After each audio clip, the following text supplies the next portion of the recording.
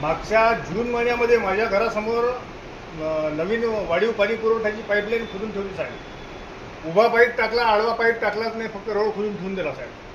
तुम्हाला तिकडं रघु चव्हाणच्या घरासमोर कॉन्क्रीट नाही टाकलं. आतापर्यंत कमीत कमी त्याच्यामध्ये 10 लोक पडले. फक्त आपली म्हणजे एक आपले नशीब चांगले की त्याच्यामध्ये कोणी मेलं नाही. 10 लोक गाड्यावरून स्लिप होऊन पडले आतापर्यंत त्याच्यात. आणि पूर्ण जे कॉन्क्रीट आहे ते कॉन्क्रीट वर खोदून ठेवून दिलेलं आहे. दुसरी गोष्ट म्हणजे साहेब, तुम्हाला आज रोजी शहरामध्ये ग्राउंडवर उतरण्याची आज आवश्यकता आहे साहेब. तुम्ही तिकडे शहरामध्ये जर ग्राउंडवर उतरून जर शहराची पाहणी केली तर अतिशय दयनीय परिस्थिती तिकडे शहराची झालेली आहे. नाले सफाईचं काम जे आहे पावसाळ्याच्या आधी आपण करत असतो, तिकडेच कोणताच नाला साहेब साफ होत नाही.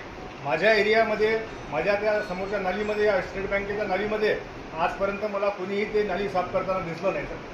आमच्या घरासमोरची नाली कोणी साफ करायला येत नाही. गावामध्ये सफाई कामगार दिसत नाही. म्हणजे इतकी दयनीय परिस्थिती आहे की तुम्हाला सांगू शकत नाही. मोकाट जनावर आहे त्या एक वर्ष जवळपास नियर अबाउट झालं साहेब त्या गोष्टीला.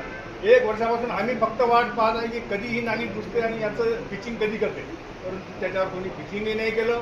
ते फक्त खोदून ठेवलं आणि JCBवाले पळून गेले.